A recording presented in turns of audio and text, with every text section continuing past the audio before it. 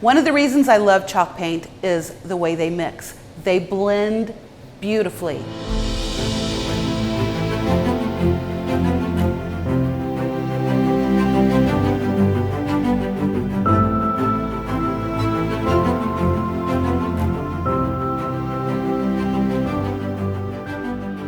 So with chalk paint, you need a paintbrush and a spray bottle.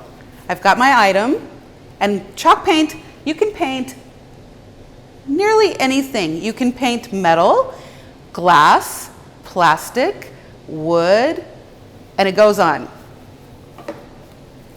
So I've got my water, and I've got my paint colors. I think I'll start with this one. This one is called Peacock. Peacock is a beautiful blue. It's very coastal. I love it. This is one of my favorites. I have a paper mache item, a mermaid. I love mermaids. Here's my water bottle. You can tell that I love it. It's been used a lot. This is a continuous fine mist spray bottle. I carry these at the shop. So much better than just a regular squirt bottle. A regular squirt bottle spits water, where the fine mist spray bottles just give you a just very, very even and smooth. Okay, first thing that I like to do is I like to take my paintbrush, so I get just a little bit of paint on my brush. And then I just want to work it in. I just want to work that paint onto my surface, and I'm not putting too much thought in it. I am just going for it. I just want to get a nice foundation. The water also helps move your paint around. The chalk paints are very, very highly pigmented, and they're thick. If you don't use a spray bottle when you apply your paint, you can actually create some texture because it is a very thick paint, and that adds interest. And what the texture will do is give you other places to grab your next color of paint with.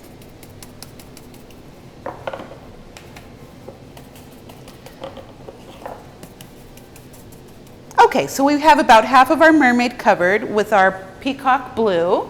So I'm going to set this over here. And then I think I will go into a color called Mermaid Tail. Now the Mermaid Tail is more green than blue, but it's still maybe in the turquoise or the teal family.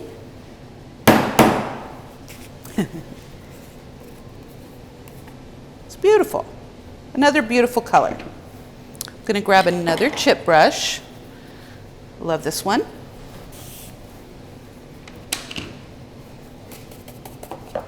And I'm just going to meet up to the end of the peacock blue color.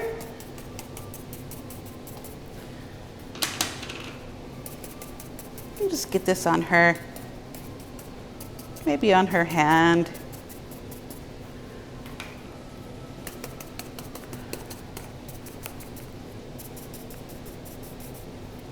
There's so many techniques that you can use when you're working with more than one color of paint. What I'm going to show you right now is blending. Another technique that I use a lot is dry brushing.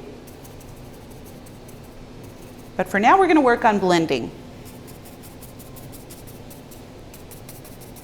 Okay, so while she is wet, I'm going to give her just a little more water. Then I'm going to take a brush that I haven't used with either one of these colors. And I am going to just work this. Because I want those colors to just flow into each other. Get her hand.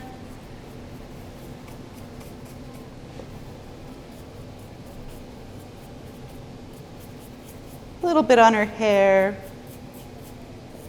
maybe the other hand. But you can already see just minimal amount of work with a clean paintbrush, and those colors just blend right into each other.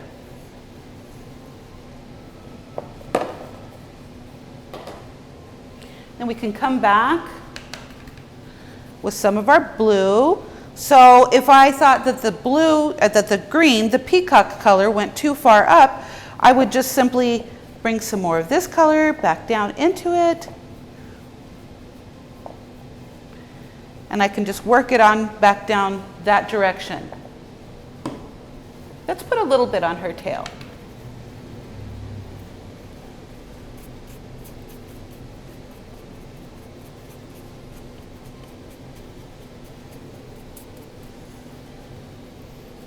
Seen already she is super, super cool. I can't leave stuff like that though. I have to go on. I have to add more. So maybe we do, this is a color called blueberry.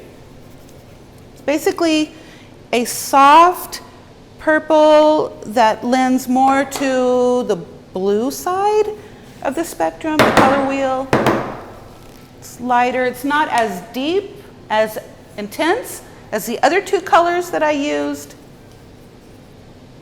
Just going to do just a tiny bit, very small amount. Chalk paint is highly pigmented, so it goes really far.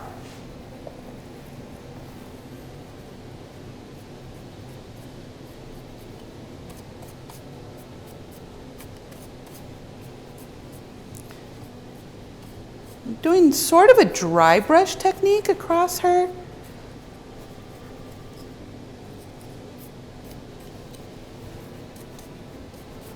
Just to kind of highlight those subtle details that she has.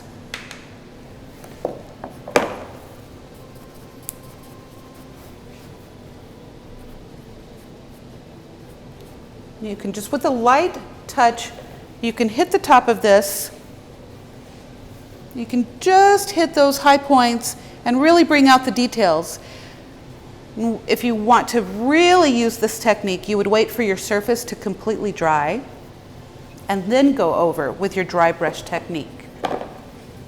So we'll wait for her to dry, and then we will do another step.